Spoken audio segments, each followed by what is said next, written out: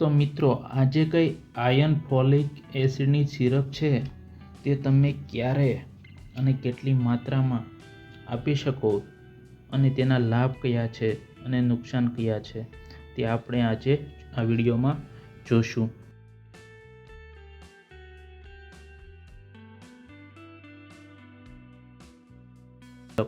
તે માત્ર ને માત્ર જુઓ, અહીંયા લખ્યું છે ગુજરાત સરકારના ઉપયોગ માટે, વેચાણ માટે નહીં.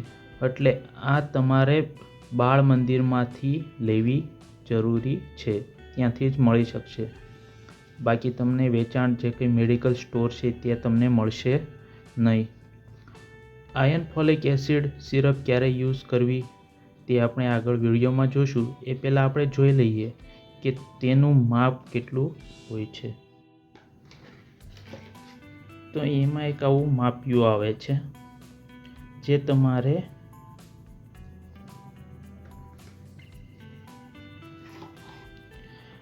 આ જે કે બોટલ છે ફોલિક એસિડની, તેની આ ઉપરનું ઢાંકણ તમારે ખોલીને આ જે કંઈ તમારે માપ્યું અંદર નાખી અને તમારે જે કંઈ લિક્વિડ જે કંઈ સિરપ છે આ ઉપરના આ જે કંઈ હોલ છે ત્યાંથી ઉપર જેટલું બી ભરાય એટલું તમારે બેબીને અઠવાડિયામાં 2 વાર આપવાનું રહેશે. બુધવાર અને શનિવાર 2 દિવસ. મેં બી બાળ મંદિરમાં ગયેલો, જે કંઈ આંગણવાડી કેન્દ્ર હોય છે ત્યાંથી મને આવું લખી આપેલું કે બુધ અને શનિવાર અને 1 ml રાત્રે. તો હવે આપણે આગળ વિડીયોમાં જોશું કે આનો યુઝ, માત્રા અને જે કંઈ વિડીયોમાં તમને આગળ ન સમજાતું હોય તે હું ક્વેશ્ચન કવર કરવાની કોશિશ કરીશ. તો વિડીયો પૂરો જોજો, જે કંઈ આગળનો ભાગ છે તે. તો આ જે કંઈ ફોલિક એસિડ સિરપ છે તેમાં તમને અમુક ક્વેશ્ચન થતા હશે, તે હું આ વિડીયોમાં કવર કરવાની ટ્રાય કરીશ. તો કંઈ આ જે કંઈ આયર્ન ફોલિક એસિડ છે એ કોના માટે હોય છે અને શા માટે, તો આપણે જોઈએ કે દરેક 6 થી 59 માસના બાળકને આ સિરપ આપવી જોઈએ.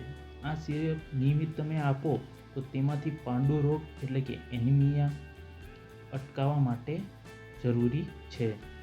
પાંડુ રોગ, એનિમિયા હોય તેવા બાળકોને નિયત માત્રામાં કરતાં વધારે માત્રામાં જરૂરી હોય તો તમારે ડૉક્ટર અથવા આશા જે કંઈ વર્કર છે તેની તમે સહાય મેળવી શકો છો.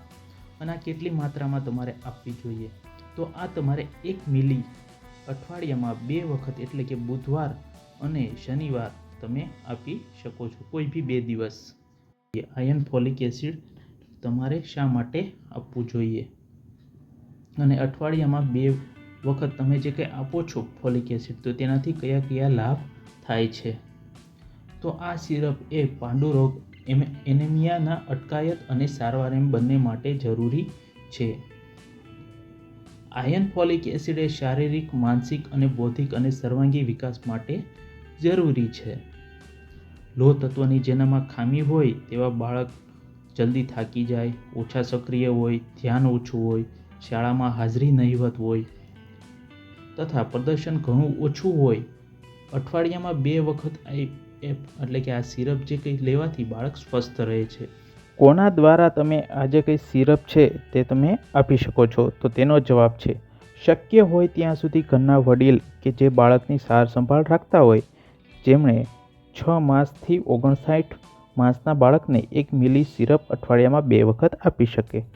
નજીકના આશા વર્કર જે કંઈ છે આંગણવાડી કેન્દ્ર પાસેથી તમે 1 મિલી સિરપ ઓટો ડિસ્પેન્સર આપવાની પદ્ધતિ તમે ત્યાં શીખી શકો છો. અને આ જે કંઈ સિરપ છે તે તમે ક્યારે આપી શકો, તો આ જે કંઈ સિરપ છે તે તમારે બાળકને ખાલી પેટે આપવાનું નથી. બાળકને ઓછામાં ઓછું અડધી વાટકી જેટલું જમ્યા બાદ જ આપવું જોઈએ. એટલે કે ભૂખ્યા પેટે તમારે નથી આપવાનું. જ્યારે અને થોડું જમાડ્યા પછી તમે બાળકને આ સિરપ આપી શકો.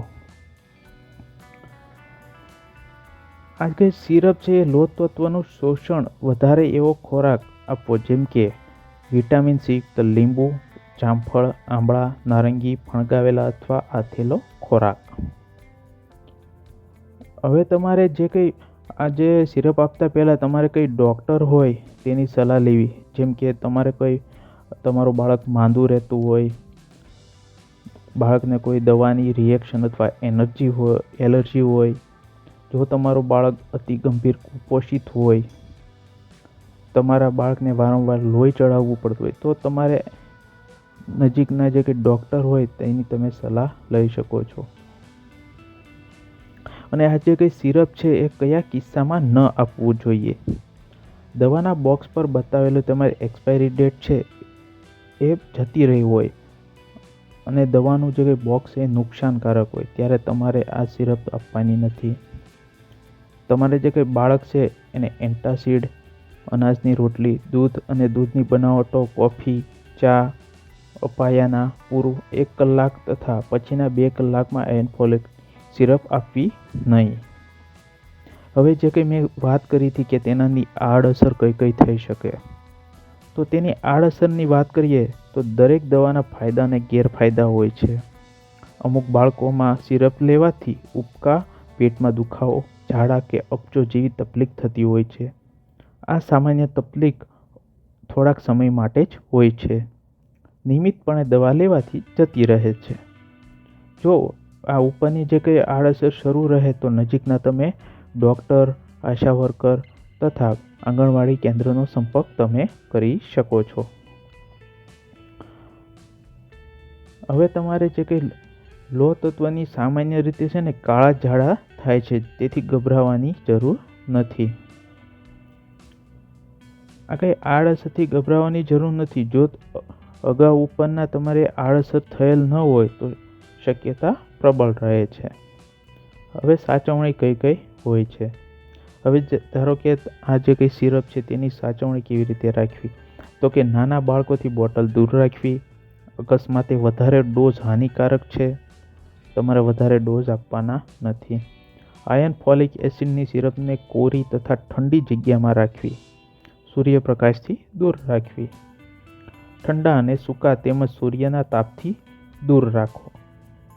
બાથરૂમ, સિંક અને બારી પાસે રાખશો નહીં. દરેક ડોઝ આપ્યા બાદ બોટલનું ઢાંકણ હવાચુસ્ત રીતે બંધ કરવું જરૂરી છે. તો આ જે કંઈ માહિતી છે આવી એ તમને કેવી લાગી? તમારા નજીકના કોઈ મિત્રો હોય, તેમના પણ બેબી બાળકો હોય, તેમને પણ આ વિશેની માહિતી ખબર ન હોય તો તમે તેને જણાવી શકો છો આ વિડીયો કે જે કંઈ આયર્ન ફોલિક એસિડ સિરપ કેવી રીતે લેવાની અને તેના વિશેની સંપૂર્ણ માહિતી મેં આ વિડીયોમાં તમને બતાવી છે. તો મિત્રો, હજુ પણ તમને કોઈ એવા ક્વેશ્ચન હોય તો તમે કોમેન્ટમાં જરૂરથી કરી શકો છો. અને આ વિડીયોને ભરપૂર તમે લાઈક કરજો જો તમને સારો લાગ્યો હોય તો, અને તમારા મિત્રોને પણ શેર કરજો. તો મળીએ હવે બીજા વિડીયોમાં.